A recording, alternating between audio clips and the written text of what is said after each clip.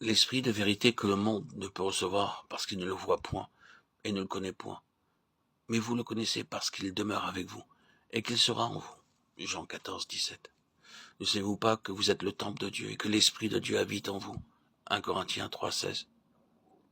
Dans la vie de la foi, on ne saurait attacher trop de prix à la connaissance, la véritable connaissance spirituelle. Un homme qui fait un héritage ou qui possède un trésor dans son champ n'en est pas plus riche jusqu'à ce qu'il en soit informé, qu'il sache en prendre possession et en user. De même, les dons de la grâce de Dieu ne peuvent devenir une bénédiction pour nous que lorsque nous en avons connaissance et que nous nous en saisissons. En Christ se trouvent tous les trésors de la sagesse et de la science. Colossiens 2, 3. Et c'est pour l'excellence de la connaissance de Jésus-Christ, son Seigneur, que le croyant regarde toutes les autres choses comme une perte. Philippiens 3, 8. C'est souvent faute de connaître ces trésors que la vie du croyant conserve un niveau si peu élevé. Aussi ne saurions-nous trop demander pour nous-mêmes et pour les autres ce que Paul demandait pour les Éphésiens.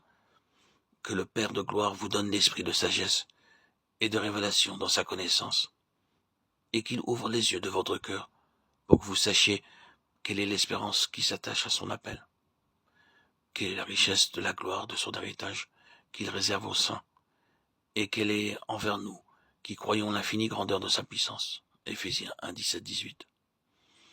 Oh, qu'il nous est nécessaire de connaître tout d'abord celui qui doit nous initier à toute vraie connaissance. Notre Père donne à chacun de ses enfants non seulement Christ, qui est la vérité, la réalité de toute vie et de toute grâce divine, mais encore le Saint-Esprit, qui est l'Esprit même de Christ, l'Esprit de vérité. Nous avons reçu l'Esprit qui vient de Dieu, afin que nous connaissions les choses qui nous ont été données de Dieu. 1 Corinthiens 2, 12. Ici se présente une question très importante. Comment pouvons-nous reconnaître l'Esprit, savoir que c'est bien lui qui nous parle? Pour que nous puissions recevoir avec confiance les choses de Dieu, il faut d'abord que nous connaissions celui qui doit nous les enseigner.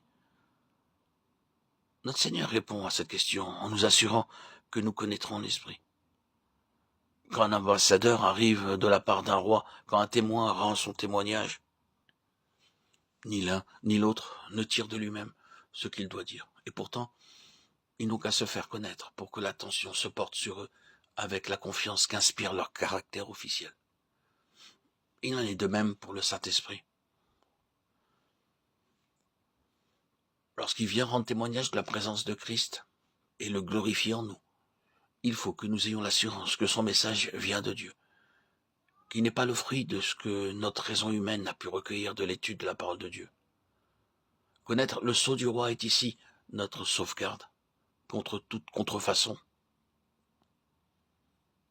Connaître l'Esprit est indispensable à notre foi. Mais comment discerner, connaître l'Esprit? Jésus nous dit, vous le connaissez parce qu'il demeure avec vous et qu'il sera en vous. Il faut donc que l'Esprit demeure en nous pour que nous puissions discerner sa présence. C'est lui-même qui se fera connaître à nous.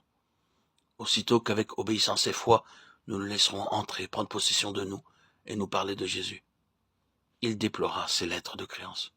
Il nous donnera lui-même la preuve qu'il est l'Esprit de Dieu. C'est l'Esprit qui rend témoignage, parce que l'Esprit est la vérité. 1 Jean 5, 6. Et c'est parce que l'Église compte si peu sur l'Esprit pour éclairer le croyant que son action est rare et limitée, et qu'on éprouve tant de crainte et d'hésitation à admettre sa présence. Lorsqu'on viendra à compter sur lui et à lui laisser ainsi la liberté d'agir avec puissance, il saura prouver qu'il est là et faire discerner sa présence. Vous le connaissez parce qu'il sera en vous.